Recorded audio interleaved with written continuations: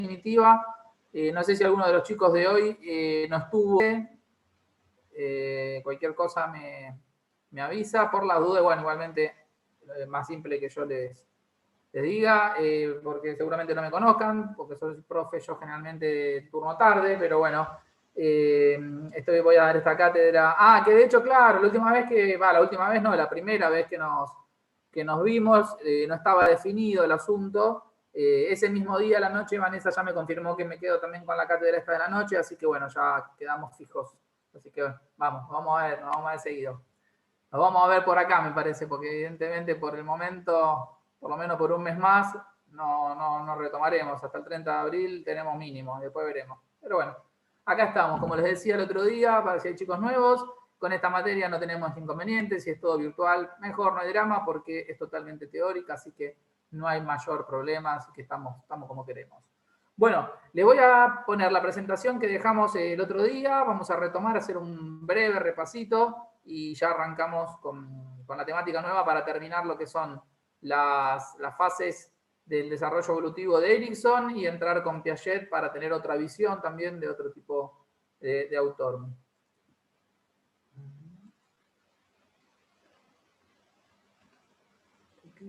Bueno, ahí ya presenté, me avisan cuando ya lo pueden observar.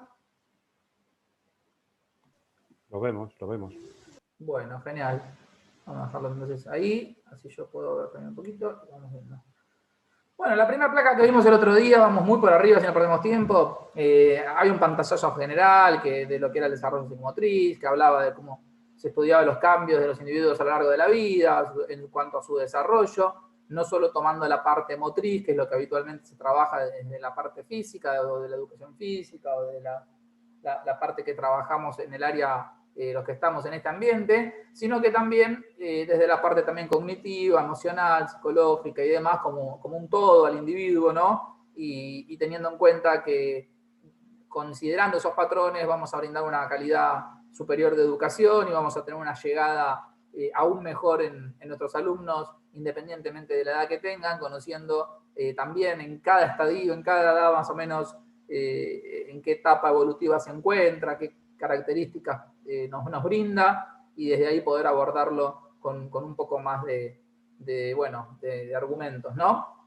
Y como les decía, desde la motricidad lo que se basa es en ir adquiriendo estados, esquemas, acciones cada vez más complejas, bien, una vez que se supera la anterior, pero siempre mejores que las anteriores, ¿no? Si bien son más complejas, son cada vez mejores porque se van solapando y se va sumando, no es que se retrocede, sino que se accede a un estado más complejo, pero adquiriendo lo que ya tenemos plasmado, ¿bien?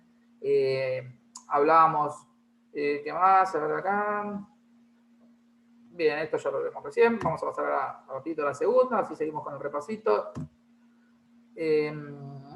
Bueno, hablábamos que es el contexto en el cual se da la formación o la educación, básicamente era trascendental para el desarrollo de los sujetos. Bien, estamos hablando de contexto con una gran pluralidad, como histórico, socioeconómico, cultural, étnico y demás, ¿no?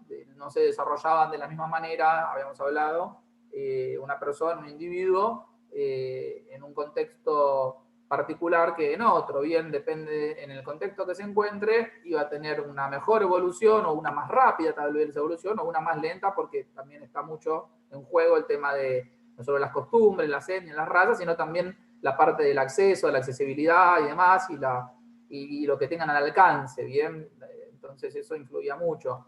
Hablábamos un poco lo de que generalmente, que bueno, justo con Carlos siempre decimos que me comentaba el caso de él la otra vez, pero que generalmente lo que coinciden los autores es a que se viene como una tabla rasa, limpia, que no hay experiencias prenatales o genéticas que condicionen la personalidad de una persona, pero que la vivencia básicamente, lo que adquieren, el estímulo que reciben y todo lo que asimilan mediante sus sentidos, generan generalmente una personalidad y un desarrollo en cuanto a lo que va recibiendo en el transcurso de su evolución.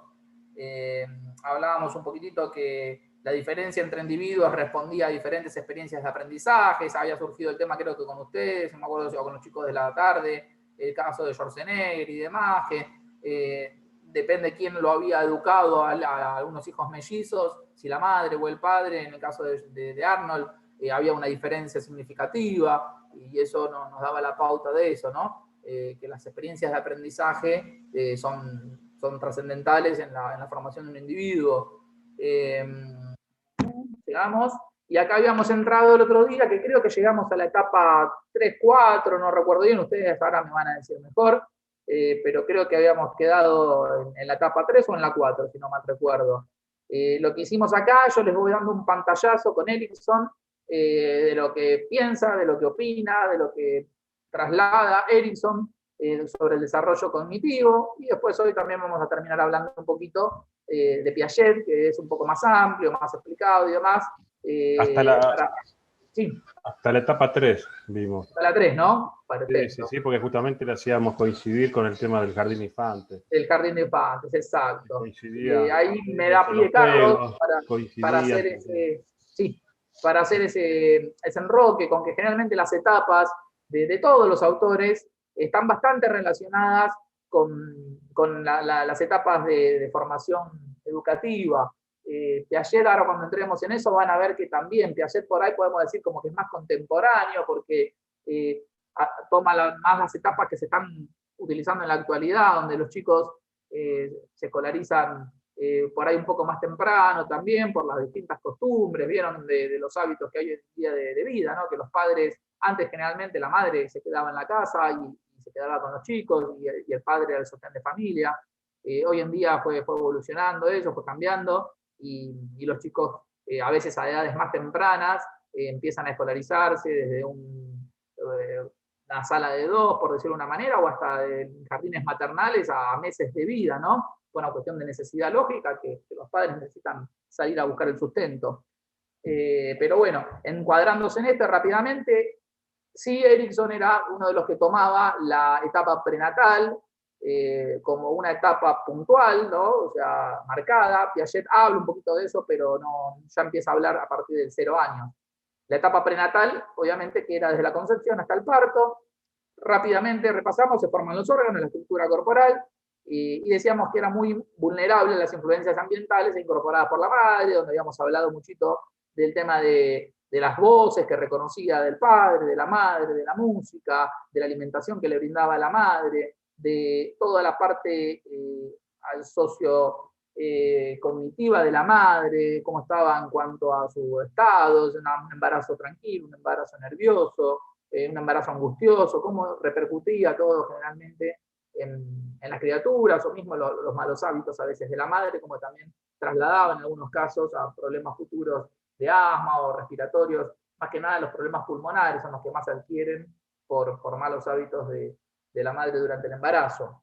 En la segunda etapa de los 0 a 3 años, que coincidía en la etapa desde que nace hasta que empieza a escolarizarse, se basaba básicamente como el éxito en controlar los esfínteres y músculos. El niño es totalmente todavía dependiente, bien necesita para casi todas sus funciones básicas de la ayuda de un cuidador, y que el desarrollo físico era muy rápido. Bien, de 0 a 3 años había cambios bastante significativos también, donde dejaba de tener la apariencia de bebé para entrar en una apariencia de niño.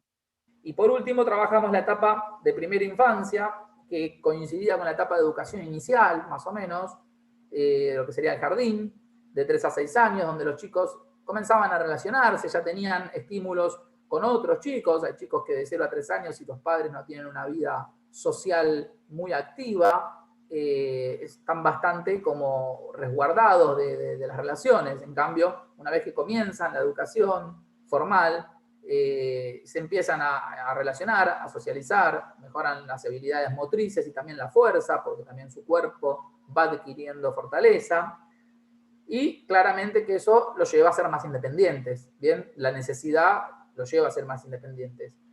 Por eso hablábamos que los chicos que se escolarizaban primero en salas de 2 y demás, que eran mucho más independientes que los chicos que no iban al jardín o demás, ¿no?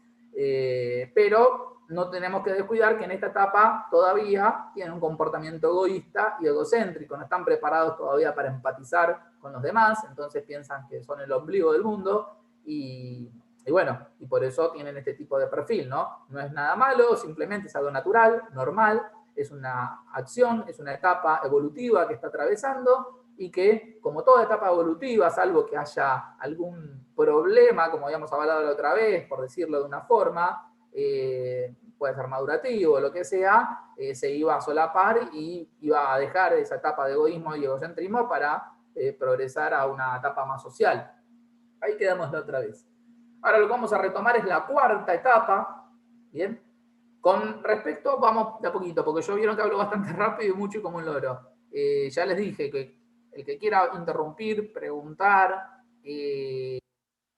acotar algo, agregar algo, sumar, yo soy de la idea siempre, como les digo, de eso, bien de que la clase no la doy yo sola, sino que yo soy el que la guía, la instrumenta, pero lo enriquecedor de todo esto, no de esta clase sola, considero de todo tipo de educación, es el feedback, es el intercambio, es el escucharnos, y bueno, esa es la manera, y que ustedes tengan la posibilidad de expresarse, de hablar, y eso nos va a llevar a una educación de calidad, ¿bien? Entonces, recuerden eso, el que quiera contar una experiencia o algo, es más que bienvenido y de hecho nos suma muchísimo, así que no me molesta para nada y todo lo contrario, me gusta. Bueno, con la cuarta etapa, denominada infancia intermedia, vamos a hablar aproximadamente entre los 6 y los 12 años. Acá estamos en la educación primaria, lo que sería, y acá piensan de forma lógica, comienzan a pensar de forma lógica, al principio, en la etapa anterior todavía no hay un pensamiento lógico, y disminuye el egocentrismo, empiezan ya a socializar desde otro punto, empiezan a empatizar con sus pares, y al empatizar, claramente disminuye el egocentrismo, lo cual no significa que no van a tener todavía un grado de egocentrismo o de demás, pero empieza a disminuir. Acá se desarrolla el lenguaje, ya a partir de los 6 años hasta los 12, es donde se adquiere el lenguaje regular, donde se adquiere el lenguaje tradicional que tenemos después y que lo conservamos durante toda la vida. Todavía hasta los 6 años, vieron que hay chicos que, aún después también, ¿no? Que algunas letras les cuesta pronunciarlas, o que tienen un lenguaje más limitado, o que tienen un lenguaje más neutro. Acá empiezan a desarrollar el lenguaje tradicional.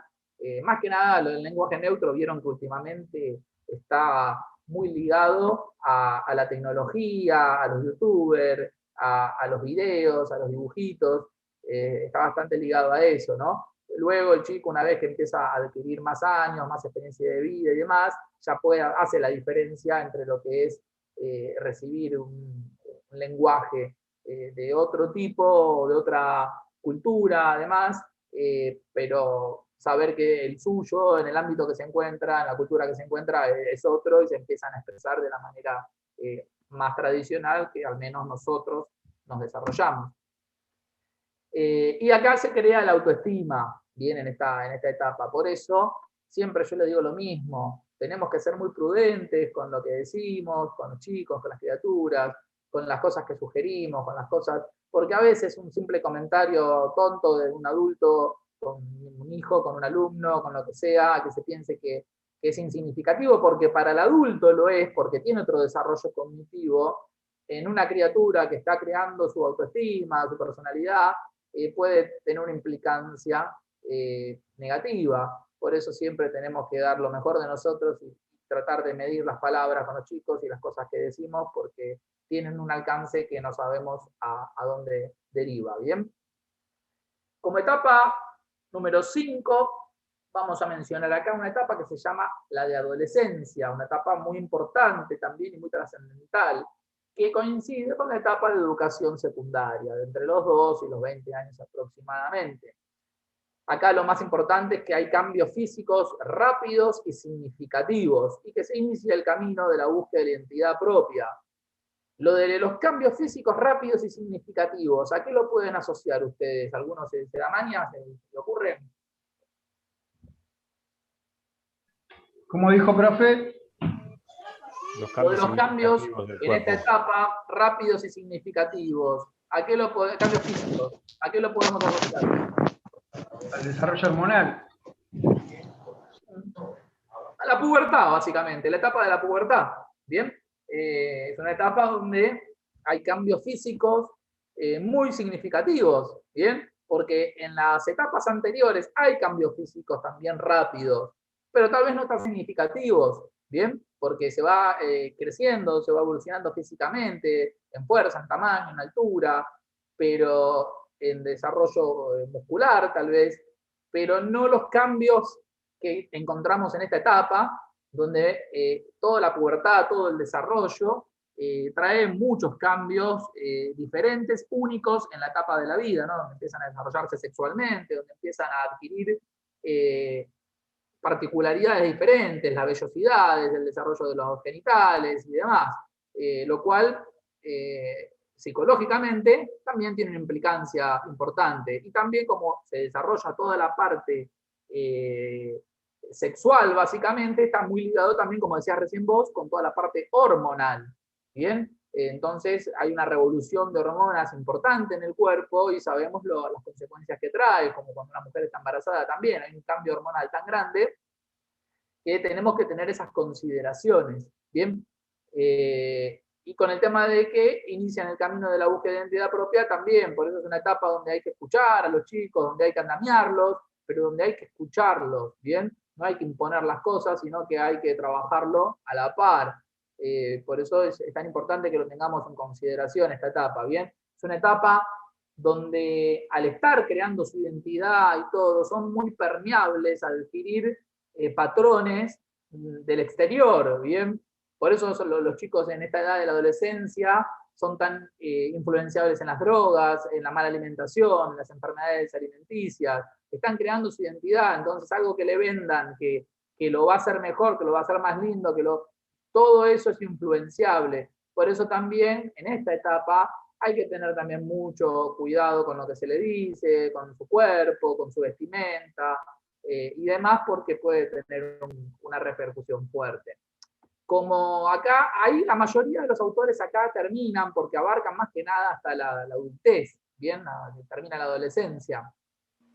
Pero Erikson yo se los compartí también porque me parece importante hablar de estas tres últimas etapas. ¿Por qué me parece importante? Porque primero que cuanto más sepamos es mejor. Segundo, porque más en una tecnicatura, no en un profesorado de educación física, donde tal vez se orienta más tal vez a la educación de jóvenes, en una etapa de tecnicatura, muchos de ustedes que ya están trabajando seguramente con la actividad física, con el entrenamiento y demás, la mayoría de sus alumnos seguramente estén en estas tres etapas, ¿bien? Son adultos, trabajamos con mucha gente adulta, entonces, si bien ya están formados básicamente, hay muchas cosas que modifican su estado y que también como nosotros tratemos, como nosotros trabajemos con esas personas, va a ser importante. Entonces, algunas cositas, sin ser muy extensivo, debemos conocer. Son etapas longevas, largas, de 20 años, de 20 a 40, de 40 a 60 y de 65 en adelante hasta el fallecimiento.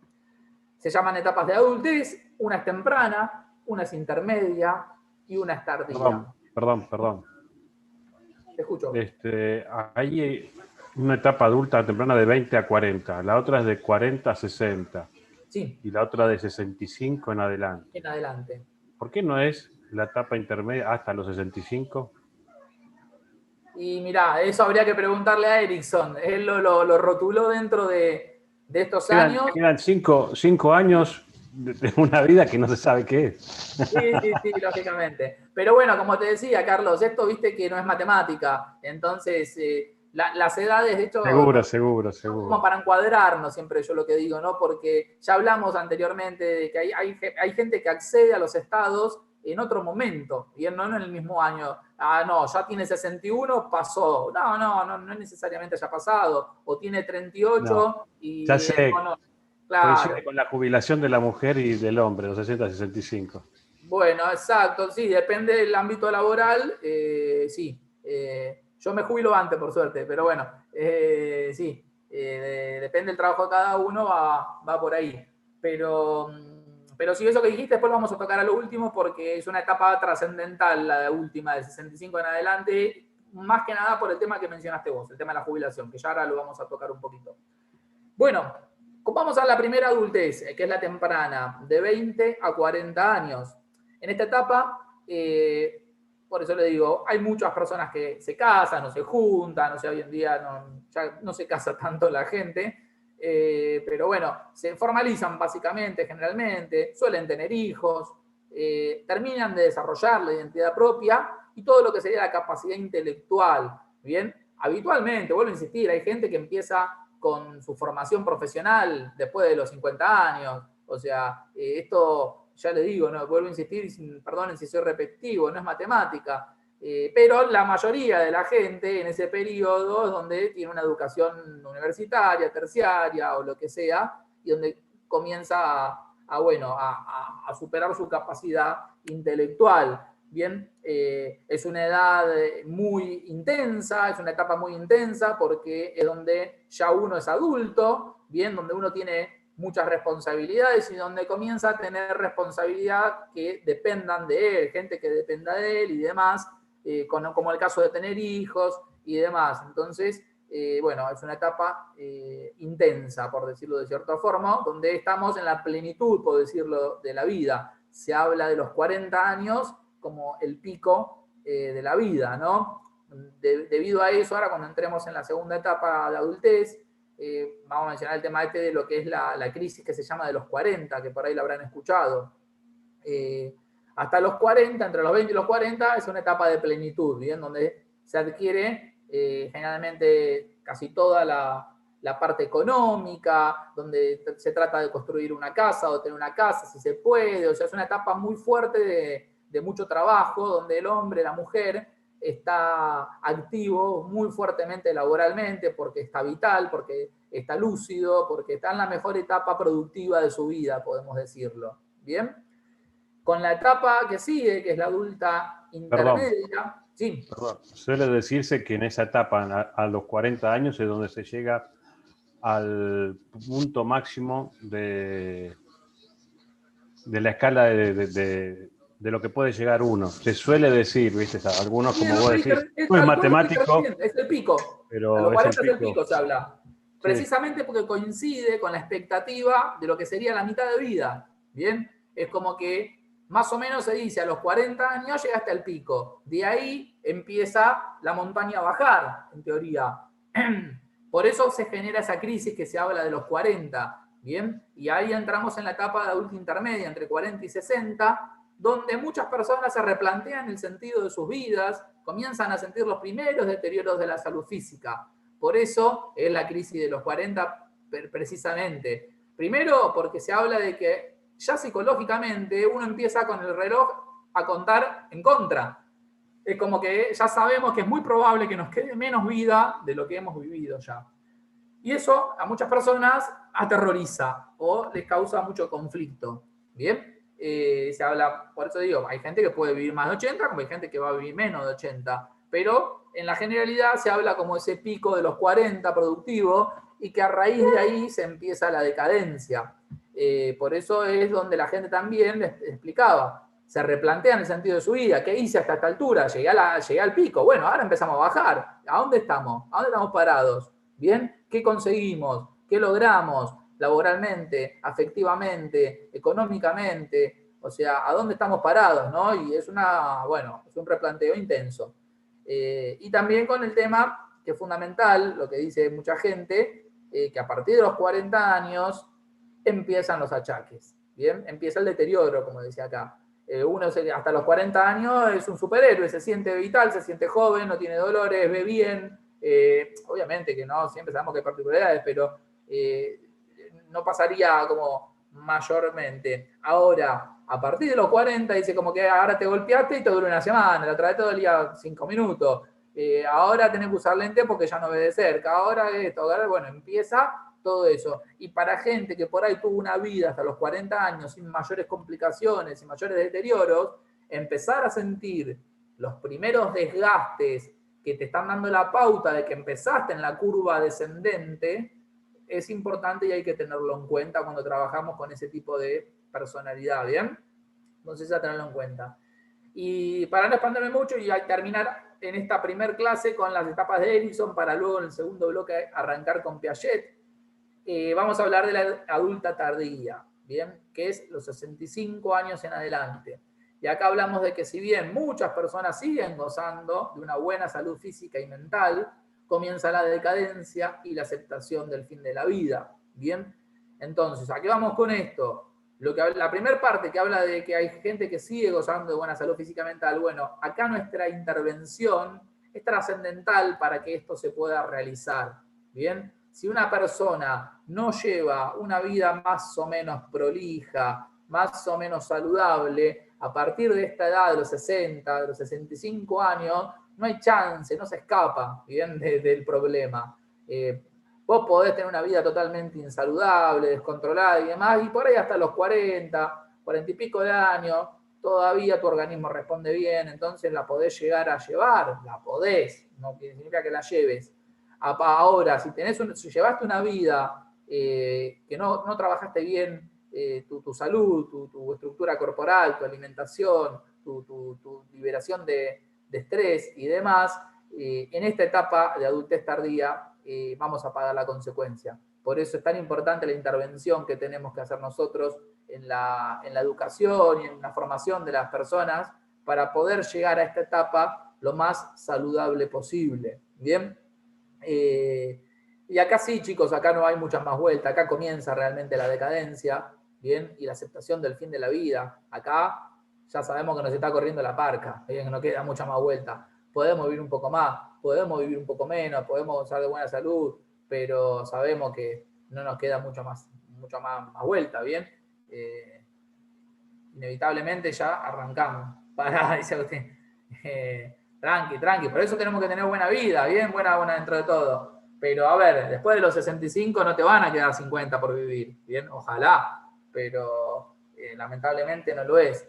Y esta es una etapa que muchos de nosotros trabajamos, porque vieron que hay muchos que trabajan, no sé si alguno de ustedes trabaja con tercera edad y demás, o en centros de jubilados. Sí, gracias a Dios se le empezó a dar bastante importancia, porque es muy importante para el adulto mayor, para el adulto de tercera edad, de arriba de esta edad, que tenga actividad, obviamente, adecuada a su edad y a su estado físico, ¿bien? Generalmente las actividades que se le dan para este tipo de personas son muy similares a las actividades de EFI, Educación Física Infantil, ¿bien? Por sus limitaciones, claramente. Pero lo disfrutan tanto o más que los chicos, ¿bien? No se imaginan los jubilados lo que disfrutan. Y lo pueden ejemplificar bien cuando ven un contingente de jubilados, un grupo de jubilados que está en un restaurante, que está en una excursión, los ves y son chicos, ¿bien? Son chicos. Hacen travesuras, se divierten, chistes, pero bueno, hay que tener en cuenta que las actividades que tenemos que realizar tienen que estar acordes a su edad y a su estado físico. Y acá entra en juego lo que hablábamos recién un poquito con lo de la jubilación que decíamos. Es una etapa complicada, por eso hay que comprenderlo, y hay que brindar mucho apoyo. Generalmente la tercera edad se la tiene un destrato, al menos en este país, importantísimo, económico, social, de trato, o sea, la gente que llega a esa altura tienen que ser venerados para mí, bien, porque hicieron un montón, ya transitaron un montón, caminaron un montón, formaron un montón, educaron un montón. Y lamentablemente acá se los trata como que ya son para reciclar, bien, como que ya no son productivos, ya no están en una edad productiva, por eso están jubilados, entonces ya no sirven más. Y a mí me apena muchísimo eso, ¿bien? Por eso siempre quiero trasladar eso, que hay que comprenderlos también y tratar de siempre, a veces cuesta poner la oreja o trabajar con la gente adulta, abuelo, porque son mañosos, y sí, lógico, están grandes, bien, se entiende, pero hay que entender lo que están atravesando. Ustedes piensen que en esta edad generalmente hay una sensación de soledad y de depresión muy grande, ¿bien? Porque muchas de estas personas Si bien tienen por ahí hijos, si tienen suerte, o nietos, pero están solos, porque los hijos, los nietos tienen su vida y están en la edad productiva, están en la edad donde tienen que realizar su vida. Pero los contemporáneos de los abuelos generalmente empiezan a desaparecer. Bien, tal vez perdieron a su pareja de toda la vida, perdieron tal vez hasta un hijo, perdieron a sus amigos del barrio, ni que hablar de sus padres, ya sus padres no están. Y eso causa una angustia muy fuerte, porque eso también te está dando la pauta de que hay que aceptar que se viene el fin de la vida. Bien, todos mis contemporáneos, toda la gente con la que salía, con la que me comía asado, con la que nos divertíamos, se van muriendo, se fueron muriendo. Y vos sabés que te está tocando a vos en cualquier momento. Entonces eso crea una sensación difícil de sobrellevar. Por eso hay que estar tan encima de la gente grande, de los abuelos, y brindar la contención que necesitamos. Perdón, Juan Pablo, justamente por esa razón de que saber que están tan cerca de llegar al fin de sus días, es que disfrutan más plenamente lo que tienen que disfrutar. No les pasa por alto cada segundo. Justamente por eso es como disfrutan, así como vos decís, de los juegos. Porque saben que tienen que disfrutarlo plenamente. Pero esos son los adultos mayores, sanos dentro de todo, psicológicamente me refiero, ¿no? Hay muchos, lamentablemente, que no tienen esa posibilidad de divertirse así y demás. ¿Por qué? Porque el sistema los anuló, porque su familia los anuló, porque los destrató, los dejó tirados en un lugar, o los tienen en una casa y no le dan bola, no le dan el tiempo que necesitan, no le prestan el oído, y eso los lleva a la depresión. Y no podemos disfrutar de esto que decís vos, de ver a los abuelos divirtiéndose, jugando, riendo, felices, como tienen que estar todos los abuelos, ¿bien? Como tienen que transitar los últimos años de la vida. ¿Alguien quería decir algo, me pareció o no? Sí, y después tenés también el tema de la brecha tecnológica. Sí, sí, totalmente, sí, obviamente. Obviamente que quedan afuera, generalmente, quedan afuera, muchos. Por eso ahí está también donde tenemos que interceder los que somos más jóvenes en acercarlos a eso, o en ayudarlos, o en resolverles algunos conflictos. Porque hoy en día, como es así, hay pobres jubilados, abuelos, que no tienen la posibilidad de contar con familia, con ayuda y demás, y los mandan a hacer trámites virtuales, y pobres los viejos no saben ni prender el teléfono. Entonces, ahí está también lo que hablamos de la colaboración y la ayuda que tenemos que brindar, y no solo tiene que ser un pariente nuestro, ¿bien? Uno donde va, transita la vida, donde encuentra una persona adulta mayor y te puede dar una mano, para mí, hay que dársela, no hay que dudarlo, en un minuto, ¿bien? Porque todos, si tenemos suerte, ahí estoy con vos, vamos a llegar a ese momento. Te escucho, Seba. No, también que esto tiene una relación con la actividad física, la tecnología, porque, por ejemplo, estuvimos en cuarentena, ¿no? Llevamos un año y pico. Y mucha gente pudo hacer actividad física dentro de la casa, pero muchas personas mayores hubiesen hecho durante toda la cuarentena si hubiesen tenido el conocimiento, los medios, pero bueno, se vieron muy afectados por tener esta brecha tecnológica, que esa es la relación y tiene también un trasfondo en la actividad física. Es que, mirá, la cuarentena fue terrible se está por terminar la charla. Bueno, ahora vamos a entrar 5 minutos más tarde de lo que entramos habitualmente, que es 40 y 45, vamos a entrar en 50 a la otra. Hubo un deterioro terrible de los adultos mayores en la cuarentena, porque dejaron las consultas médicas y dejaron, como decís vos también, por no tener acceso por ahí a la parte física y demás. La cuarentena fue fatal para los adultos mayores. Creo que fueron los que más la sufrieron junto con los chicos, ¿no? Pero fue terrible. Y para terminar esta idea, así ya los libero y les doy un brexito, el tema de también la jubilación y demás, con las jubilaciones, que son muy pocos acá en Argentina, los jubilados que mantienen su nivel económico al dejar de trabajar. Y si no tienen, porque las jubilaciones no son muy buenas generalmente, y si no tienen ayuda de la familia, realmente es imposible prácticamente con la cantidad de plata que gastan en medicamentos y demás, transitarlos. Y por otro lado, la sensación esa de quedarte, ya de ser inservible, de ya no trabajar más, no de ser inservible, pero de pensar eso, ¿bien? salir de tu cotidianidad laboral. Cuando se corta porque se va a cortar, chicos. De no ir todos los días a tu trabajo, de no ir todos los días a ver a tus compañeros de trabajo. Eso crea un impacto psicológico terrible también, que es lo que le pasa a muchos abuelos que dejan de trabajar y se vienen abajo. ¿Bien? Se vienen abajo. ¿Por qué? Porque pasa esto. ¿Bien? Le caen en un pozo que es muy difícil, por eso hay que estar encima, hay que comprender en la etapa que se encuentran y hay que andamiar, ¿bien? No hay que dejarlos caer nunca, ¿bien? Bueno, ahora sí, se va a cortar. Nos vemos en 10 minutitos, 5 minutitos, chicos.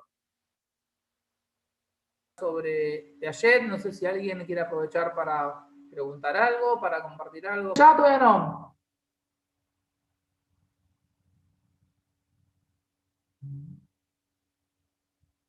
No, todavía no. ¿Todavía me pasaron? Que yo sepa, no.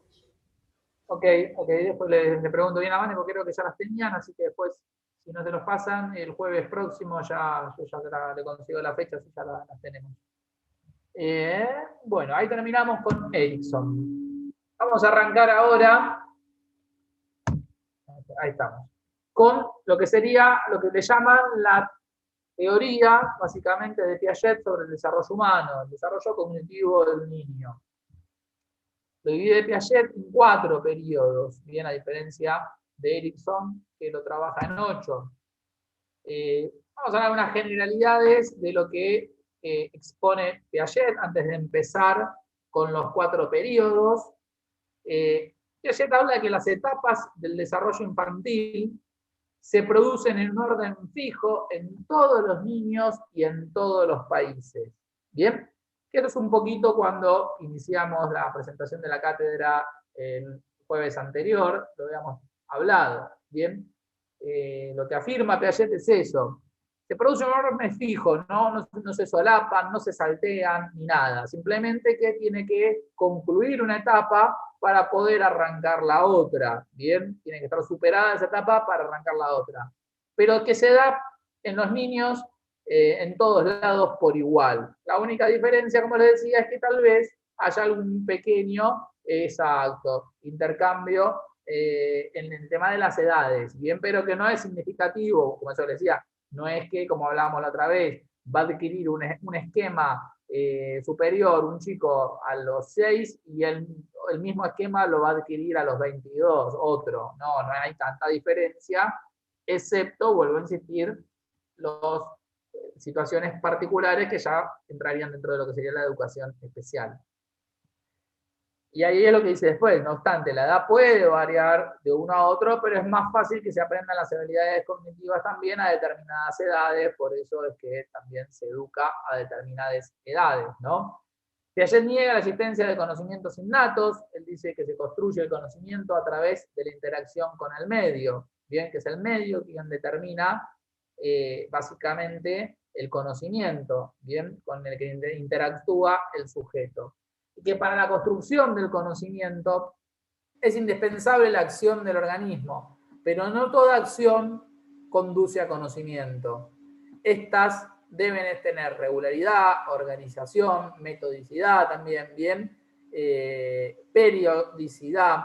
A estas acciones Piaget las denomina esquemas, bien, pero fundamental eso, bien, no, las cosas no salen a flote, no se resuelven, no se aprenden, no se desarrollan en 10 minutos, ¿bien? Hay que tener constancia, hay que tener perseverancia, hay que tener regularidad y hay que tener organización, que dentro de la organización incluimos la metodología, ¿bien?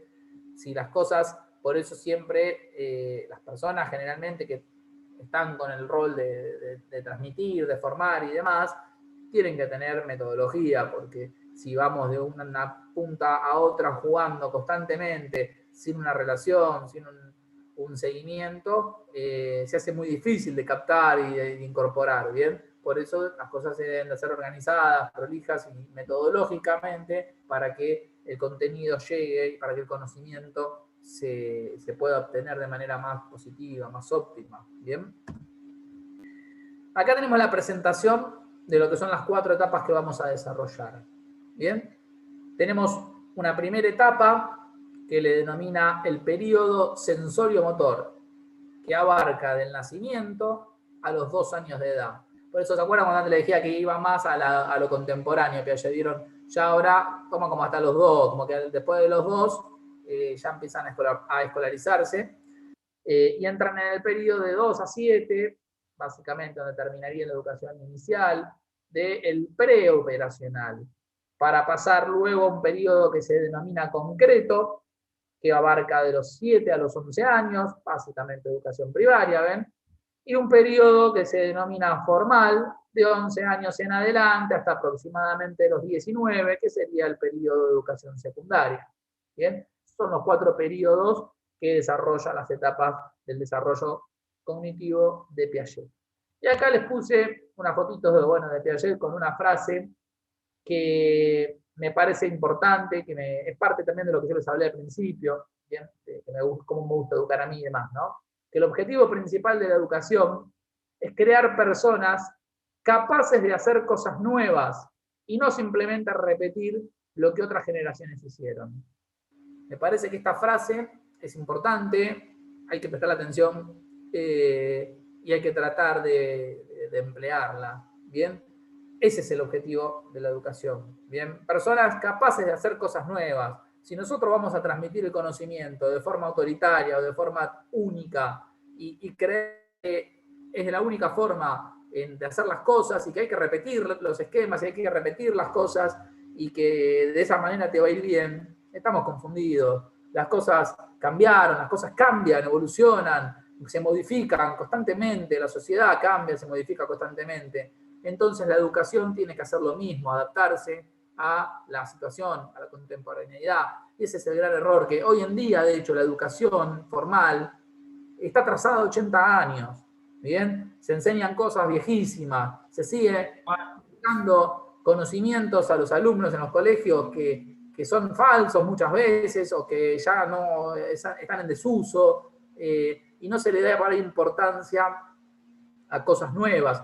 Van surgiendo cosas, obvio que van surgiendo cosas. Hay docentes innovadores, hay docentes que consideran al alumno como un par también y como que puede recibir cosas del alumno, que no es la palabra del docente sagrada, o sea, que no es la única que tiene incidencia, ¿bien? Pero todavía tenemos un gran porcentaje de formadores que siguen con una educación muy tradicional, muy antigua, muy arcaica, y que no por eso fracasa tanto a veces la educación. De hecho, hay escuelas ahora, la Waldorf,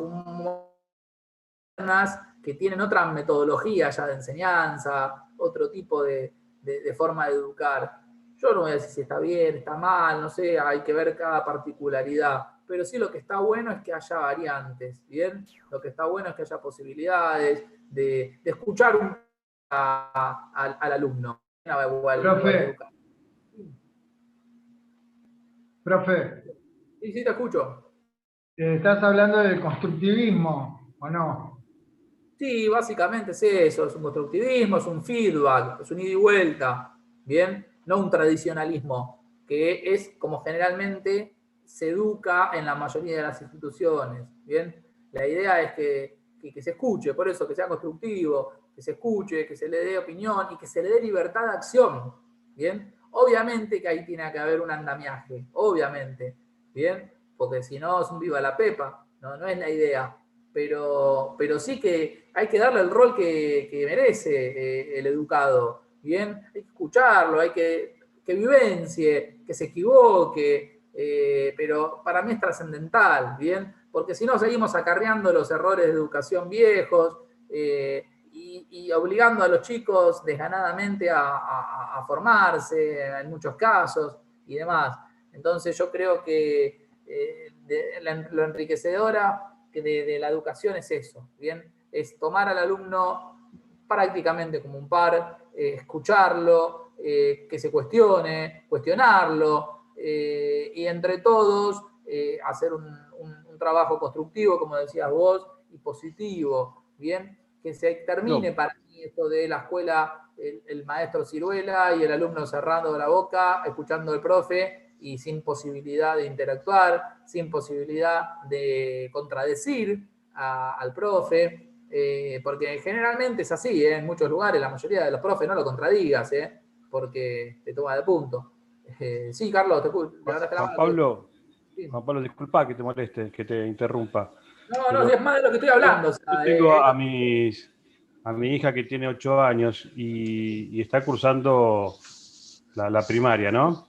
Bien. Y uno de los grandes problemas que están teniendo los profesores es que justamente es algo parecido a lo que estamos hablando ahora, y que tienen tienen que competir contra lo que los chicos están teniendo ahora. Tienen que ser las clases de ellos más gustosas, de manera tal que los chicos dejen de lado el celular, dejen de lado la computadora, dejen de lado la televisión, para sentirse que lo que están aprendiendo es más gustoso, más lindo. Entonces es un desafío para los profesores tener que innovarse en ese sentido. Implica también salir un poco de la comodidad a la que estaban habitualmente acostumbrados. Así que... Totalmente de acuerdo. Sí. Pasa que es un sistema, sí, ese es el problema. Por eso esto es sistemático, esto es amplio y no es simple. Pero bueno, vuelvo a insistir, yo lo que trato de trasladar es que aportar mi granito de arena y que bueno, que cada uno sea responsable de su formación, de cómo va a formar también, ¿no? Ustedes van a ser formadores también. Entonces, a ver, entiendo que es un sistema tradicionalista, que, como decís vos, que cuesta, que entramos en la fácil. Y a ver, con esto no estoy juzgando negativamente a nadie. Se hace lo que se puede con lo que se tiene, ¿bien? Hay profes que generalmente recibiste una formación así, porque todos recibimos una formación así, cuando los docentes también, ¿no?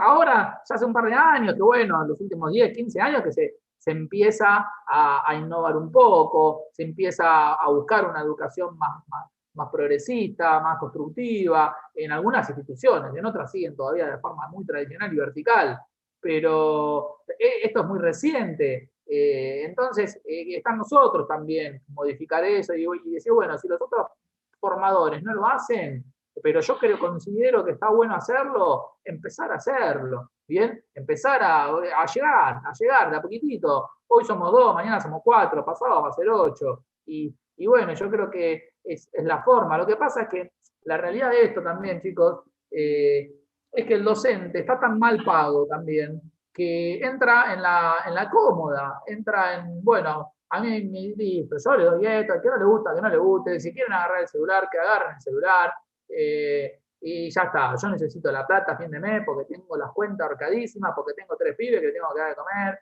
y qué me voy a poner a hacer el innovador, qué me voy a gastar tiempo porque no tengo un minuto de mi vida, porque salgo de colegio en colegio, salgo de gimnasio en gimnasio, voy de parque en parque, llego a las 11 de la noche a mi casa, quiero por lo menos darle un beso a mi hijo. Entonces yo por eso no puedo por ahí. Sí. Igual creo que también esto es como, hay un cambio generacional que todavía no terminó de dar la rueda, digamos. Me parece que esta es una etapa, digamos, en la que se está transitando y se está yendo hacia un cambio, porque también hay una generación en todo este ámbito que, digamos, hay gente grande y demás que tiene la vieja escuela, valga la redundancia, y no llegó, digamos, ese cambio porque no siguen bancando lo anterior, digamos, y no se rompe ese techo. Me parece que es una etapa de transición esta y que no se sabe a dónde va a terminar, digamos. Sí, obvio. Sí, por la tecnología, por el cambio de mentalidad, por un montón de cosas. Estoy de acuerdo. Siento que esta es una etapa de transición. Sí, obvio. Y todo cambio lleva tiempo también, ¿no? Obviamente que las cosas, esperen que ahí me llega un chat, a ver si hay alguno de ustedes.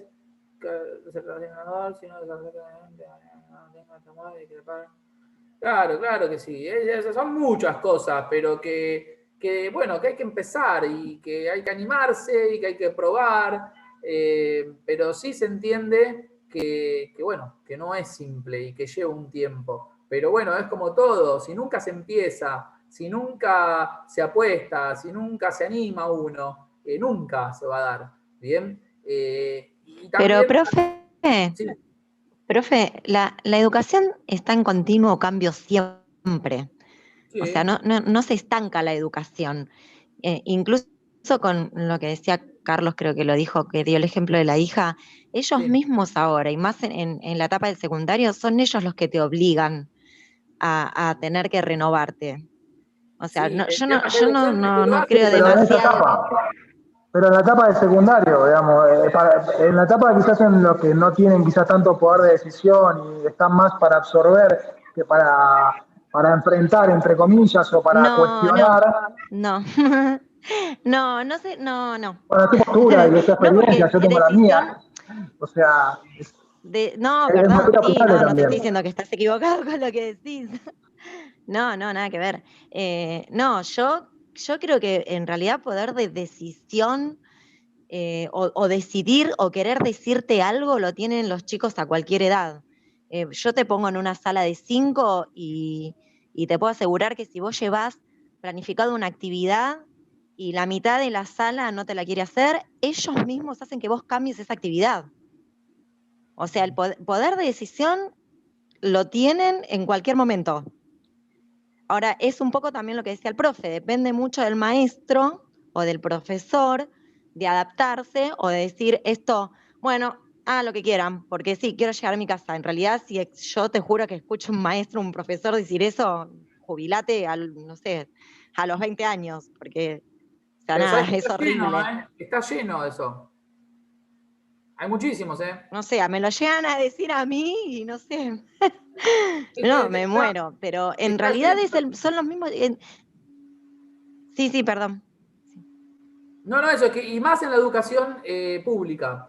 Yo ahora no trabajo más en educación pública, pero trabajé mucho tiempo y dejé de Sí. trabajar, de hecho, precisamente porque me agotó un poco el sistema, ¿bien? No había una contención tampoco a nivel directivo. Hay que seguir adelante porque el Estado nos manda la matrícula y si bajamos pibe no nos pagan y los chicos les quería sacar el tema, o sea, abrir la carpeta, escribir, vamos a hacer esto. Profe, no hicimos nada en todo el día y es la 5ª hora que tenemos. ¿Cómo que no hicimos nada en todo el día?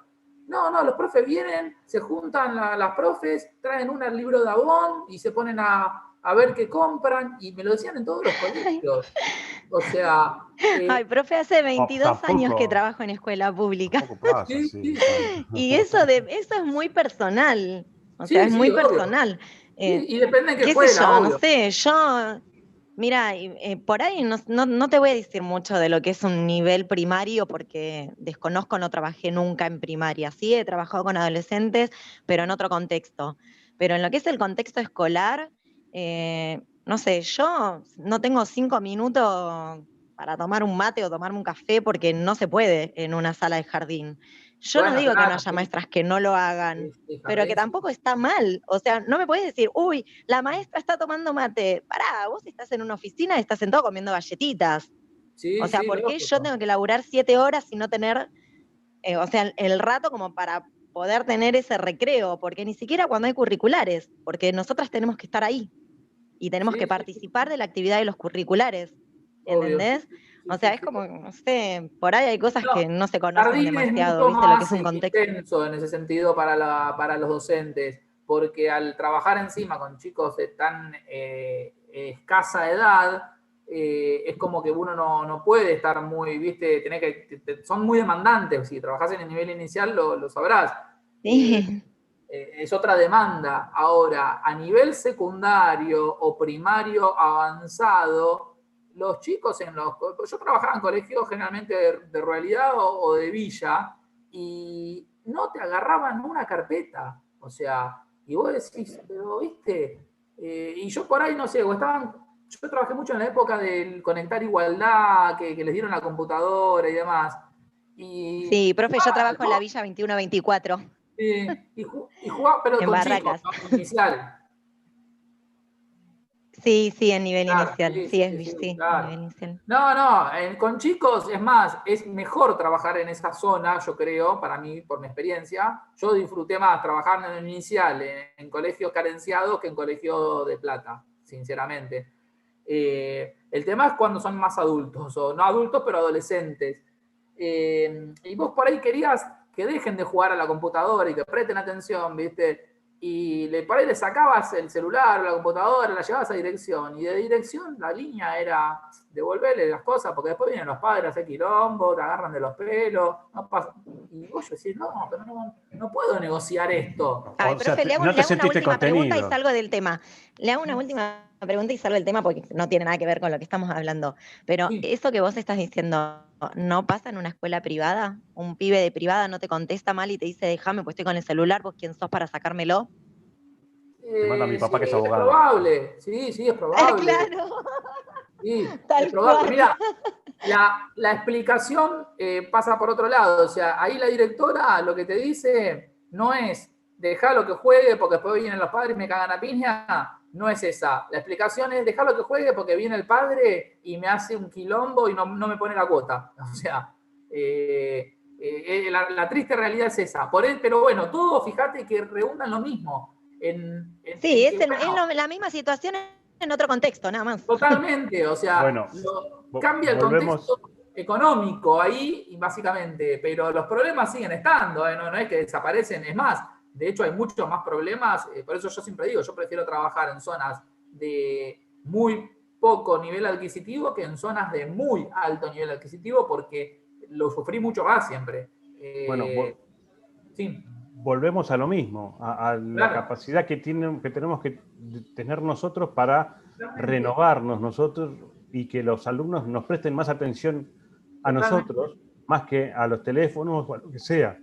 Sí, Ese es Es que no totalmente. te queda otra, Carlos, es eso, no te queda otra. O sea, vos ese es el gran no te desafío. renovás, no te capacitas, Claro. o sea, Fuiste, no te queda otra, Sí, es como sí, una sí, sí. obligación que ellos mismos te dan. claro que sí. Lo que pasa es que ahí está en el buen docente o el que puede o el que no, porque la realidad es que el sistema no te lleva a eso, no te lleva a capacitarte de forma positiva, porque hay gente que por ahí tiene creatividad y puede innovarse, puede constantemente reciclarse y trabajar de forma positiva para tener llegada hacia todos. Pero hay docentes que primero no tienen la capacidad para hacerlo, y si no viene desde arriba una bajada de línea que sea efectiva, vos sos docente entonces también, yo me acuerdo de las jornadas que iba, las jornadas docentes, eran un chiste. O sea, siempre fueron un chiste en todo mi periodo que trabajé en educación formal. No había nada positivo, o sea, era escuchar charlas que no llegaban a ningún lado, hacer cartulinas para pegar en un pasillo para que vean la inspectora que se hizo una cartulina, y nada positivo, o el director hablaba de Uy, mostrar las jamás fotos tuve de las la suerte vacaciones que que se tuviste fue. vos. ¿Eh? Jamás tuve la suerte que tuviste vos. Decime en qué colegio trabajaste que voy. Mucho del anuncio, Porque no, a bueno, nosotras, a veces a nosotras, las EMI, nos las hacen hacer a nosotras, muchas directoras. O sea, claro. nos hacen laburar a las maestras y exponer, no sé, un tema que esté en curso en ese momento, o si hiciste alguna capacitación, bueno, en la EMI de fin de año te vas a parar vos y me vas a pasar el videito y le vas a explicar a todas tus compañeras qué aprendiste en la capacitación que vos fuiste. O sea, la Bien. mayoría de las veces la hacemos nosotras, ¿En dónde trabajás vos? ¿En la EMI. provincia o en capital? No, en Barracas, la Villa 21-24, es Bueno, capital. pero capital, claro, capital. Sí, sí, sí, sí. ¿Qué es la EMI? Sí. Está bien. Está bien. Son jornadas que hacemos los docentes, donde supuestamente también nos capacitan, o ¿viste? No, se hablan de temas determinados o institucionales, ponele. Sí. Capital, mira, gracias a Dios, hace unos cuantos años que está en otro nivel la educación pública, que provincia. No sé si tenés allegados a lo que es provincia. Y en provincia está complicado. De hecho, en Capital se está trabajando bien, ¿viste? La verdad que se está trabajando bastante bien. Porque hay buenas docentes, profe. ¿Ah? Vamos, vamos. Sí, sí, obvio. Bueno, pero ahí vamos. Eso es lo que tenemos que lograr. El tema es cuando no hay esa calidad de docente, tendrían que cambiar algunas cosas para que todos los docentes tengan esa calidad, ¿bien? Y puedan ser innovadores y puedan ser... Pero también esto es parte de lo que yo les comentaba antes, de brindar recursos.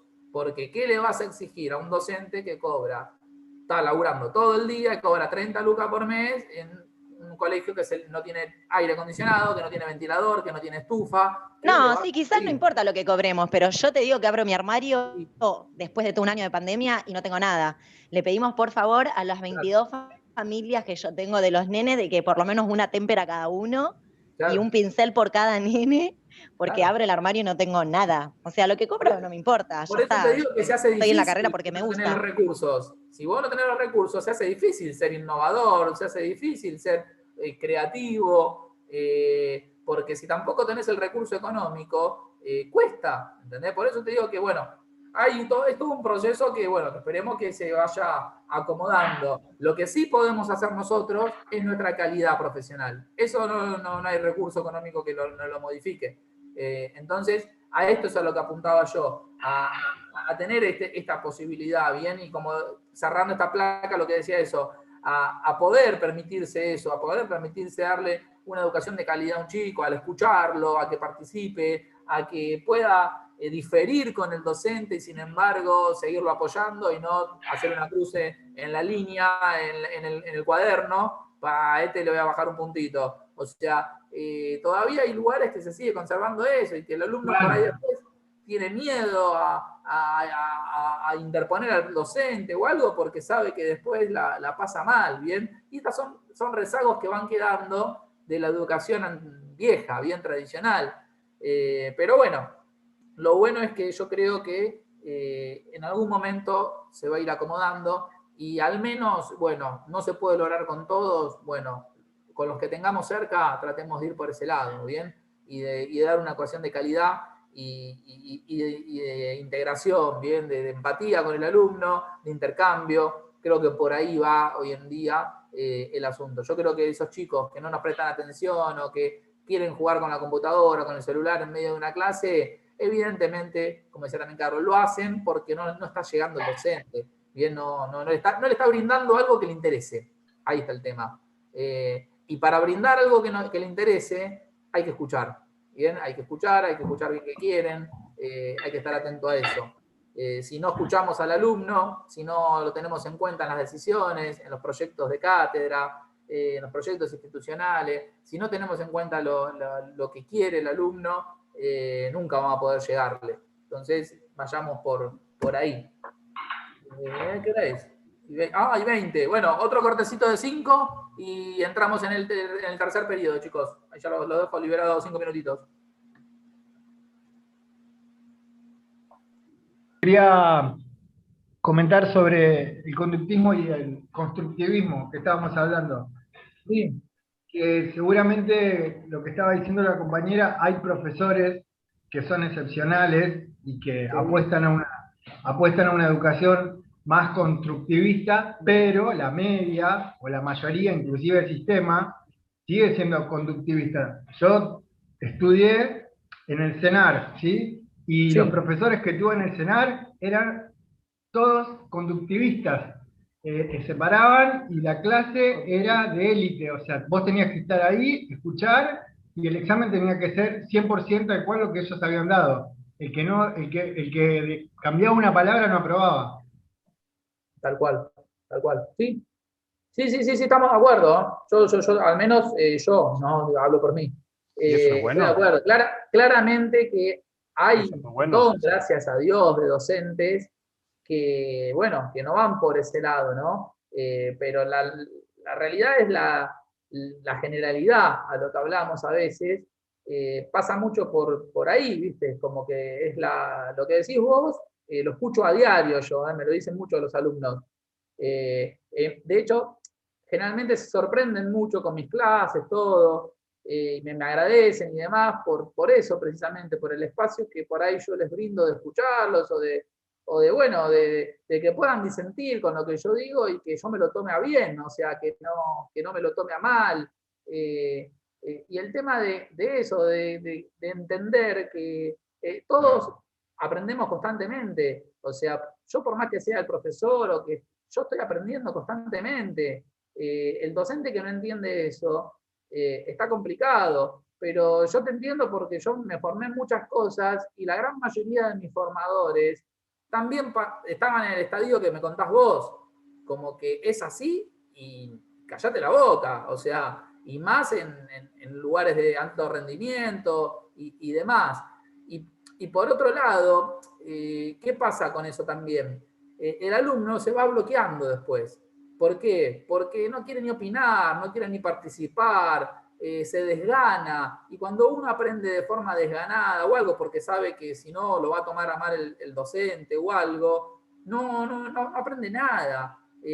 A todos nos pasó, creo que cuando éramos más hasta adolescentes, que la materia en la secundaria, que el profe no te caía muy bien, que no empatizaba, no te gustaba la materia, ¿bien? Y no aprendías mucho, la realidad es que no terminabas aprendiendo nada, porque aprendías o estudiabas o lo que sea para cumplir, para lograr el objetivo que era recibirte básicamente, pero sin darle tanta trascendencia al contenido que estabas incorporando. Y ahí es donde está el error en la educación, lo que hablamos. Por eso es tan importante para mí el empatizar y el volcar los contenidos para que todos lo adquieran, ¿bien?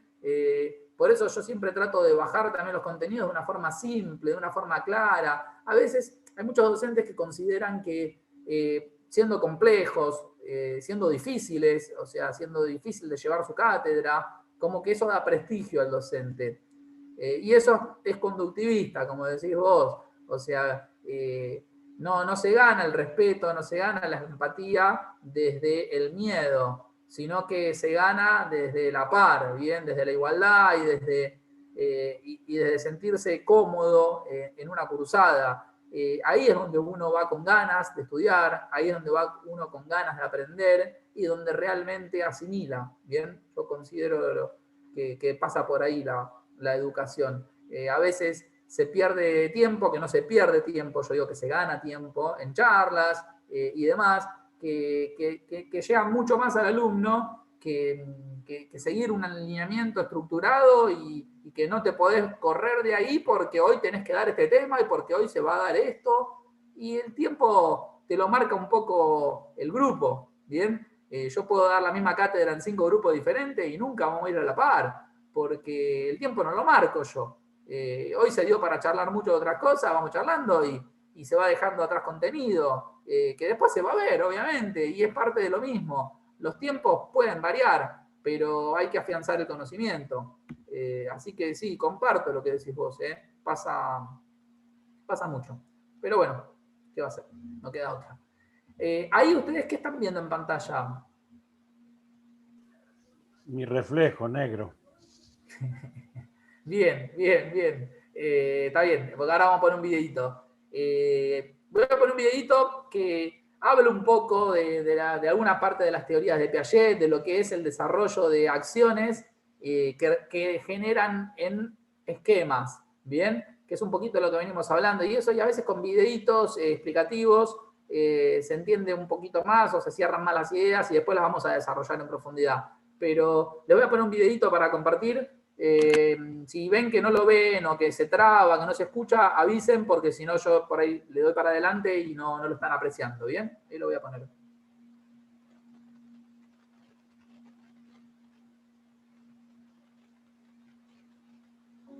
Canal de Educación de Psicoactiva. La teoría de Piaget del desarrollo humano. Reflejos y esquemas. Las estructuras psicológicas que tenemos al nacer son los reflejos, que son conductas rígidas, simples y poco variadas. Los reflejos se consolidan mediante el ejercicio y sobre ellos se va a construir toda la conducta posterior, también mediante el ejercicio, dando lugar a los esquemas, que son acciones nuevas, más complejas y flexibles, mucho más adaptadas a las diferentes situaciones. Los esquemas se van a ir haciendo más complejos, más diversificados y van a ir adquiriendo un orden jerárquico. El número de esquemas va a crecer sin límite durante toda la vida. Así es como aprendemos las personas. Veamos un ejemplo de cómo un reflejo da lugar a varios esquemas. Debido al reflejo de prensión, cuando algo toca la palma de la mano de un bebé recién nacido, éste la cierra. Al cabo de un tiempo corto, la presión se relaja y el bebé suelta el objeto. Durante los primeros meses de su vida, va a ir ejercitando este reflejo con objetos muy diferentes que caen accidentalmente en su mano. Con el ejercicio, la aprensión se va convirtiendo cada vez más en una conducta voluntaria. El niño ya busca los objetos para cogerlos. Y variada, porque el niño no solo coge los objetos, sino que también los rasca, los empuja, los golpea. Además, el niño, que al principio cogía todos los objetos de la misma forma, va perfeccionando la aprensión y aprende a coger de diferente manera los distintos objetos, el biberón, la mantita, etc.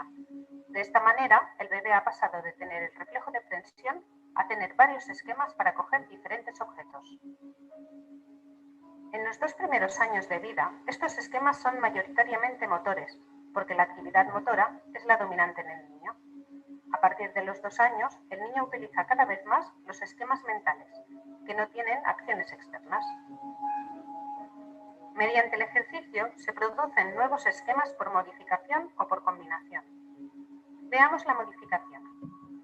Un esquema es un tipo de conducta estructurada susceptible de repetirse en condiciones no absolutamente idénticas, pero semejantes. Por ejemplo, el bebé tiene un esquema para coger el sonajero y agitarlo, y lo pone en práctica en diferentes situaciones. Pero cuando la situación es bastante diferente, el esquema se tendrá que modificar. Por ejemplo, coger un globo es bastante diferente que coger un sonajero, porque el niño tendrá que cogerlo con las 2 manos. Si la situación es mucho más diferente, como por ejemplo coger agua con las manos, el esquema no podrá aplicarse. Veamos ahora la combinación. Se da cuando varios esquemas que hasta el momento eran independientes se reúnen en un único esquema. Por ejemplo, un niño pequeño que come solito su papilla realiza una serie de acciones que al principio eran esquemas independientes, pero que ahora se combinan en un único esquema automatizado. El niño tiene que meter la cuchara en el plato, coger la papilla, llevarse la cuchara a la boca y tragar la comida. Y lo puede hacer de manera automática, mientras ve la tele, por ejemplo. En conclusión, las características definitorias de los esquemas son las siguientes. Son una sucesión de acciones encadenadas. Estas acciones tienen un orden establecido y en general no puede alterarse. Pueden ejecutarse mediante acciones reales de tipo motor, que modifican materialmente el ambiente, o pueden ejecutarse de forma mental, sin acciones externas. Pueden aplicarse en situaciones semejantes siempre que no sean muy diferentes. En otro caso, el esquema tendrá que modificarse o no podrá aplicarse. Tienen un elemento desencadenante, es decir, un elemento del ambiente que selecciona el esquema para que se ejecute. Se realizan de una manera automática, sin necesidad de una actividad consciente. Vídeo realizado por Isabel Narbona Ruano, de Infancia Eduactiva. Bueno, ¿lo pudieron ver bien? ¿Corrió bien? ¿No se frenó? Sí, bien. Bueno, genial. A ver, os escucho. ¿Alguien quiere decir algo? ¿Qué apreció? ¿Qué entendió? ¿Qué relacionó? ¿Qué me pueden decir?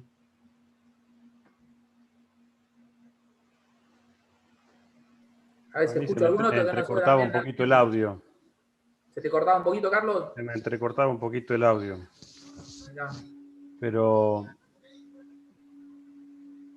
pensé que iba a hablar sobre el reflejo de la succión. Sí, bueno, hay un ejemplo, por eso habló de uno de los reflejos y cómo lo traslada Cómo a conocer al esquemas. mundo a través de...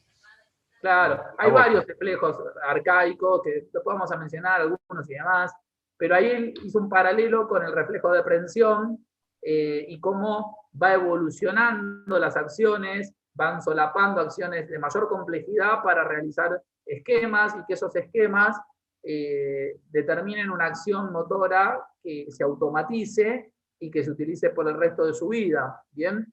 Como por ejemplo el alimentarse, ¿bien? Que deriva inicialmente de un reflejo de aprehensión. Gracias a ese reflejo de aprehensión y al estímulo y demás, se va incrementando el esquema, se va como perfeccionando de cierta forma, vivenciando distintos tipos de aprehensiones, de tomas, de objetos, de distintos tamaños, de distintas texturas, y cómo luego empiezan a ensamblar todo eso para una acción conjunta como la alimentación, que hoy en día nosotros ni pensamos en lo que hacemos cuando nos alimentamos, pero que al principio es una serie de esquemas que hay que que superar, ¿bien? Como por ejemplo coordinación visomotriz, el tema de enfocar, el tema de la motricidad fina para agarrar con dedos el elemento, el cubierto, de llegar a la comida, que la comida una vez que está en el elemento, en el cubierto, llegue a la boca y que no me ponga la cuchara en la nariz o que no me ponga la cuchara en el oído. O sea, todo ese tipo de acciones que derivan en esquemas avanzados, luego son utilizados en acciones cotidianas y automatizadas. Bien, uno cuando está comiendo no piensa en lo que está haciendo, bien, en lo que tiene que hacer básicamente, en que tengo que agarrar, cortar así, tengo que pinchar acá, tengo que llevarlo para acá. Uno agarra y come, mirando la tele, por ejemplo. Entonces, básicamente, ahí puso ese ejemplo, pero no es que es el único reflejo ni nada por el estilo. Podría ser el de succión, podría ser, ahí los chicos tienen reflejos, vos a un chico recién nacido, lo parás en dos manos, lo pones en posición bípeda y tiende a caminar. No sé si sabían eso. Repetí, ¿qué cosa? Que a un chico recién nacido, si uno lo pone en posición de bipedestación, lo para y lo sostiene de las manos, tiende a querer dar pasos, a caminar. Y es un reflejo, claramente, ¿no? Todavía no tiene... Sí, es verdad. Sí, también en el equilibrio, si lo mantenés con una extendido, se queda paradito. Exacto. Y todas esas cosas estimuladas derivan después en esquemas que los vamos a utilizar durante toda la vida, pero cada vez se va haciendo un esquema de mayor dimensión, de mayor complejidad, pero de mayor utilidad, ¿bien? Básicamente en este primer videito hablaba de eso, de lo que veníamos hablando un poquito de eso, de solapar acciones para generar esquemas que tengan mayor complejidad, pero que se vayan superando. No se pierde lo anterior, bien, todo lo contrario, se potencia, se incrementa para generar precisamente un desarrollo psicomotriz, que es lo que estamos particularmente buscando. ¿Qué quedan? 15 minutos, ¿no? Sí. Bueno, vamos a hablar entonces un poquitito, a ver si llegamos, no vamos a llegar a todo el periodo pero vamos a introducirnos, así sumamos un poco de contenido teórico también. En el primer periodo de Piaget, de los 4, que es el sensorio motor, que iba de los 0 a los 2 años. Particularidades de este periodo: el niño utiliza sus sentidos y capacidades motoras para conocer los objetos y el mundo. ¿Bien? Es una etapa de exploración pura, de asimilación, todo nuevo, claramente, llegó a un mundo nuevo. Entonces, utiliza sus sentidos y capacidades motoras para realizar todo ese descubrimiento. Y construyen sus esquemas intentando repetir un suceso con su propio cuerpo. Hacen un ruido al golpear un juguete, repiten ese suceso experimentando con su propio cuerpo para producir nuevamente el ruido. A eso se denomina, ya lo vamos a ver más adelante, reacciones primarias, que es lo clásico de cuando agarra una cuchara, un sonajero y golpea una cacerola, le causa el sonido, el golpe, lo que le causa como placer, lo divierte, lo sorprende y lo repite constantemente. Es una reacción circular primaria, se llama eso. Bien, le causa placer el resultado y lo repite constantemente. Es chico, está descubriendo, todavía no entiende por qué, pero lo repite constantemente. Por eso vieron que en esta edad de 0 a 2 años, vemos a veces a los chicos que a veces uno, ya estoy cansado, hace 15 minutos que me tiene haciendo lo mismo. O sea, me agarra el sonajero y me lo golpea en la rodilla y se ríe. Y lo tenés 15 minutos repitiendo el mismo esquema. ¿Bien? Bueno, precisamente por eso. Están explorando, están divirtiéndose y simplemente le causa placer. No tiene todavía implicancia, no entiende todavía por qué es lo que está pasando, qué es lo que... No, le causa el placer el resultado de la exploración. Entonces la repite constantemente. ¿Bien? Acá se da, en esta etapa, el primer contacto del bebé con el lenguaje, que durante el embarazo escucha las voces de sus padres, generalmente, música y demás, y es por eso que los primeros días de vida prefiere las voces humanas a cualquier otro ruido, porque es lo que está adaptado, lo que está acostumbrado a escuchar. Y más aún la de sus padres. ¿Bien? Por eso podemos decir que reconoce, sin lugar a dudas, y acá miren cómo hace un paralelo, sin entrar en un periodo prenatal, Piaget, pero acá está hablando un poquito del periodo sensorio motor de Erikson. ¿Se dan cuenta? Está hablando de que el primer contacto en el lenguaje, que en el embarazo escucha voces de sus padres, ya lo constituye como un sujeto ahí, le está dando entidad, está diciendo que reconocen las voces en el embarazo y que por eso cuando los primeros días de vida escucha las voces humanas, le causa más placer que otros ruidos, que por ahí un bebé recién nacido escucha personas hablar y no varía mucho su accionar. Ahora, escucha una bocina y se asusta, se altera. ¿Vieron cuando está el bebé durmiendo, chiquitito o algo? O escucha un ruido y que se altera de una manera particular. Bueno, precisamente porque son las primeras veces que lo escucha, no está acostumbrado. Entonces, eso es lo que pasa. Es mejor entonces, cuando la mujer está embarazada, ir a los boliches, hacer quilombo, que le toquen bocina, toda la historieta, entonces después no hace quilombo cuando nace, no llora nunca. Tal cual, totalmente de acuerdo. Se duerme tranquilo cuando nace, aparte. Sí, sí, obvio. Tal cual. Y bueno, ahora hablando en serio, pero fíjense que ustedes vieron que hay padres que cuando nacen los chicos los tienen en una cápsula de cristal durante meses y que no se puede hablar prácticamente, o lo vas a visitar. Y cuando aparece el segundo hijo, sí, justamente como el primero no puede controlar el silencio, son sobrevivientes y no tienen problemas con el ruido. Pero viste que los segundos evolucionan más rápido siempre. Precisamente es por eso. Por eso. Totalmente que es por eso. Por eso siempre yo digo lo mismo. Yo tengo un nene de 7 años, ¿no? Y desde el día que nació, en mi casa venían amigos y se habló fuerte y había que hacer una reunión y se hacía una reunión igual. Se iba a dormir el nene. Cuando se duerme, se lleva la practicuna y va a dormir. O sea, no vamos a estar todos de duelo, en silencio, porque nació un nene. Todo lo contrario. Tenemos que disfrutar que nació un nene. Y eso, yo nunca tuve problemas con mi hijo en ese sentido. Él se adapta a todo lado, no tiene problemas. Dormía lo más bien, no se despertaba de noche, más que al principio, bueno, cada 3 horas para tomar la teta, como cualquier bebé.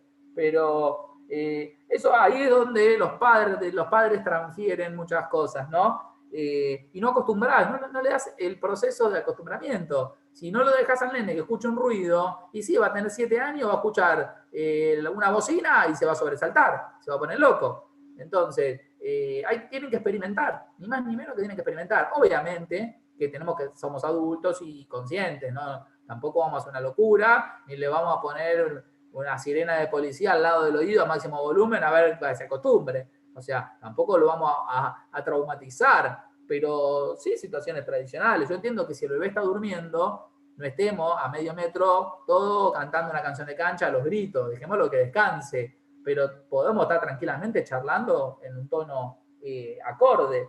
Así que pasa por ahí totalmente. Y acá dice que la forma que tienen básicamente al nacer es una comunicación, esperen, que me pasé. Sí. Que es el llanto, ¿bien? Emite gestos prelingüísticos, sonrisa, llanto, son las formas que tienen de expresarse, ¿bien? Surgen involuntariamente, pero luego, una vez que entienden la implicancia de esa sonrisa o de ese llanto, se utiliza de forma intencional a modo comunicativo. Y ese es el lenguaje, el diálogo tónico que tenemos con los recién nacidos o con los chicos chiquitos que todavía no tienen desarrollado el lenguaje tradicional, ¿bien? Pero al principio lo hacen de forma inconsciente, o sea, tiene una incomodidad porque siente, no sé, hambre o se siente solo o está angustiado y llora, ¿bien?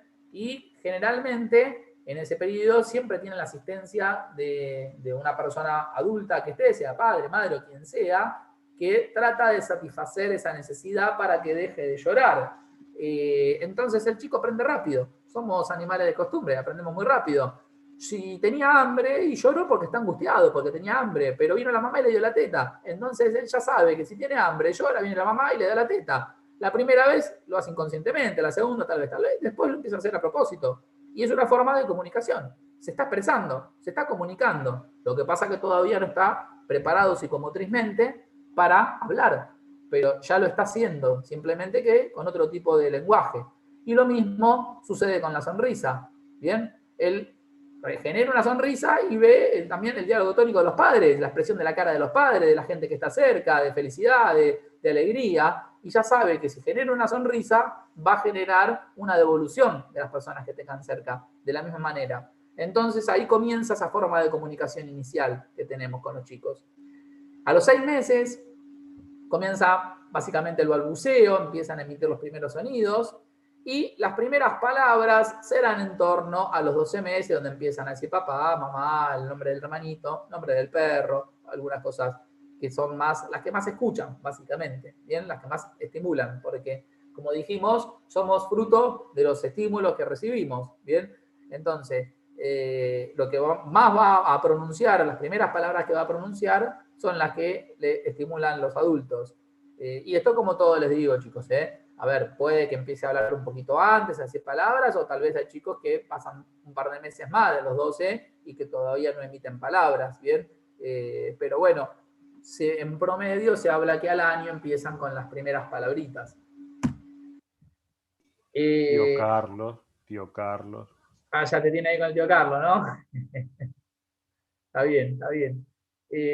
Si bien aprenden a manipular objetos, no entienden todavía la permanencia. Este punto es importante, y después no nos va a dar hoy para explicarlo bien, pero la clase que viene vamos a ver, porque ahora en Piaget yo lo que les armé es un poquito lo que manifiesta, y luego cómo vamos a favorecer como psicomotricistas el desarrollo de esa etapa puntual y de todas las situaciones que están atravesando. Y esta etapa es fundamental, y al terminar esta etapa sería lo ideal poder lograr este objetivo, que es sacar esta angustia al bebé, ¿no? ¿Y cuál es esa angustia? El bebé no entiende que si el objeto o la persona sale del alcance de sus sentidos, bien, no solo de la vista, de sus sentidos en general, el bebé piensa que desaparece y que no va a existir más, que se fue para siempre, bien, y le causa mucha angustia eso. Y es el principal problema que tienen muchos padres cuando tienen que dejar a los hijos para empezar a trabajar, bien. No puede superar todavía esa sensación el bebé, bien. Por eso uno de los mayores logros que tiene la etapa es este, es aprender que entiendan que aún saliendo de sus sentidos, del rango de sus sentidos, el objeto o la persona deseada aún sigue existiendo, no dejó de existir, se fue un rato, pero ya va a volver. Y va a bajar muchísimo el nivel de angustia y de estrés que tenga esa criatura, y aumentará su seguridad el saber que aunque la madre salga de la habitación, luego va a regresar. ¿Bien? Todo esto que vimos recién, la clase que viene, vamos a ver cómo favorecer todo esto, que es potenciar las reacciones circulares, bien, que es más que nada todo eso de lo que veníamos hablando. Y los juegos de ocultamiento, que también lo vamos a ver la clase que viene. ¿Vieron? Para que entiendan un poquito y cerrar esta idea, que es un juego tradicional que muchas veces todos lo hicimos y ni sabíamos el por qué, lo hacíamos simplemente por la sensación que causaba o la devolución de la sonrisa que causaba. Pero de esconderse, los juegos de ocultamiento es eso, tal cual. Ahí lo veo a Carlos en cámara que se tapa la cara con las manos. Todos lo hicimos en algún momento con una criatura, de acá está, acá no está, acá está, acá no está. Todo el tiempo ese tipo de juegos con un repasador, con una sábana, la sabanita se llama el juego ese, ya se tapan. Y es un juego de ocultamiento que lo que genera es, por instantes muy mínimos, para que no sea angustiante, desaparece de sus sentidos el objeto o la persona. Y ahí van a ver que la criatura pone una cara de terror. Y cuando de repente apareces de vuelta con una sonrisa, se empieza a matar de risa o disfruta. Con ese simple estímulo, con ese simple juego, estamos potenciando precisamente eso. ¿Bien? Que entienda la criatura de que aún si sale de su rango de observación, de oído, de olfato, la persona o el objeto deseado no va a desaparecer. ¿Bien? Generar ese vínculo va a ser fundamental, porque muchos padres después sufren muchísimo esa situación. No pueden irse a trabajar, no puede quedarse el bebé solo con otra persona, no solo obviamente, con otra persona, porque se angustia muchísimo, llora todo el tiempo, porque piensa que desapareció la madre o el padre, que no lo va a volver a ver nunca más. ¿Bien? Por eso, mediante estos pequeños juegos, se le va sacando esa angustia. ¿Bien? Que desapareces, pero que vuelves a aparecer, y con una sonrisa. Que desapareces un ratito, te vas a la pieza al lado, al minutito volviste con una sonrisa. Bueno, es progresivo, ¿no? Obviamente que de uno no desaparece por completo, por eso los primeros juegos son de ocultamiento, pero delante de la persona. Es simplemente hasta se oculta, hasta la cara al principio vieron que se oculta, ni siquiera el cuerpo, ¿bien? Como para que salir de que no nos vea la cara y al volver encuentra como que, bueno, no desaparece. O sea, se puede ir un ratito, puede desaparecer de mi alcance, pero luego va a volver. Entonces, ese es un logro que tenemos que lograr para poder solapar esta etapa y pasar a otra. ¿Bien? El hecho de que los bebés puedan entender esa sensación de que puede desaparecer del alcance de su vista el objeto deseado, sea el padre, sea la madre, sea un juguete, sea lo que sea, ¿bien? Y que luego va a volver a aparecer y que lo va a volver a tener a su alcance. Sí, profe, es angustiante para los dos también, para la familia, para el adulto que lo lleva también. Sabes que este año se obvió el periodo de adaptación. Las familias, o sea, el adulto que lo lleva, yo estoy en sala de 2. El adulto que lo lleva no puede entrar. O sea, desde el primer día tuvimos que agarrar a los nenes y llevarlos.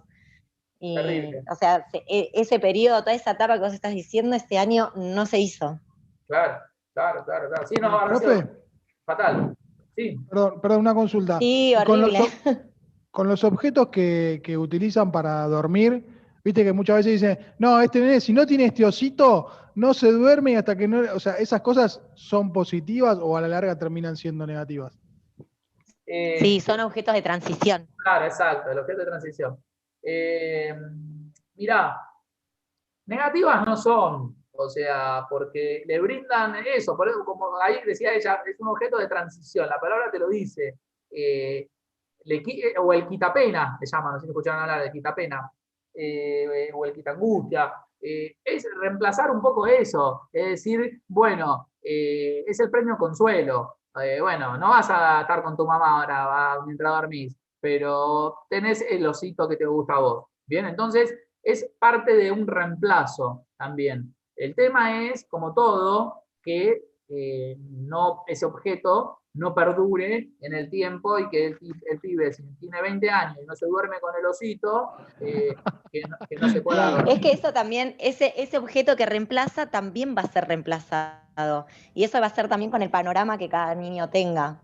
Claro. O sea, va a ser reemplazado por sus amigos, va a ser reemplazado por alguna otra compañía. O sea, eso es para reemplazar y también va a ser responsable. Claro. Sí, totalmente. Es que es un cambio constante, una evolución constante. El tema es eso, es que puedan reemplazar las cosas, porque si no entramos en lo patológico. Pero bueno, no está mal, de hecho está bien, es súper entendible y es súper utilizable, porque también es una evolución lo que está haciendo. Vos pensás que con ese objeto está reemplazando la permanencia constante de los padres. Lo cual está bien, porque ya hay un paso logrado. Y luego, como decía recién, ¿cuál es tu nombre? Porque a mí me parece Galaxy J2 Prime, pobre, y no le quiero decir Galaxy. Ay, sí, perdón, no tengo. Gladys es mi nombre. Ok, Gladys. Como dice Gladys, luego lo va reemplazando por otras cosas, uno va creciendo, va evolucionando y va eligiendo, va cambiando. Así que ese objeto transicional está genial, está buenísimo, pero bueno, va a caducar en algún momento y va a ser reemplazado por algo que le cause mayor placer precisamente de lo que le causa ese objeto. Carlos, que veo que escribió algo. Este periodo de adaptación. Sí, tal cual. La cerveza puso. Jamás te adaptaste a dejar a tus hijos. ¿Te cuesta dejar a los chicos, Carlos? No, es joda. Ese periodo de adaptación no es fácil de salir adelante. Jamás lo pude dejar a la chica. Un objeto de transición, Carlos. Claro, ahí está. Tengo Yo ahora buscarlo, encontré mi objeto de transición. Como yo mañana lo tengo que ir a buscar a mi hijo, entonces ahora encontré un vacío al horno con papas. Así que viste que todo se encuentra. Profe, otra cosa que angustia a los padres es lo de la sonrisa, que al principio es un acto reflejo. Viste que todos dicen, ¡ay, me mira y se ríe! Sí. Bueno, ¿sabés qué pasa? Primero es un acto reflejo. Se está riendo porque se ríe, no porque está contento con vos. Claro. Sí, obvio. Porque está también experimentando también esas sensaciones, pero no del placer de la risa, como decís vos, muscularmente, de los cambios, lo que genera los movimientos. La risa Claro. tiene millones de implicancias. De grande también lo hacemos también. De grande también lo hacemos. Tal cual. Pasa alguien que no te banca, le reís igual para que siga de largo. Obvio. Es que bueno, de grande, como ya tenemos más conciencia, manipulamos. Que ojo, los chicos también lo hacen, obviamente, desde otro punto. Sí, eso lo haces a partir de los 8 meses. A partir de los 8 meses el nene se ríe con quien se quiere reír y con quien no, pero antes es un acto reflejo. Claro. Está experimentando, básicamente. Está experimentando qué sensaciones causa, qué pasa cuando se ríe, qué le pasa a su cara. Es todo nuevo, todo experimental. Bueno, chicos, ya nos repasamos, no los quiero demorar más porque encima es tarde, no es que son las 3 de la tarde.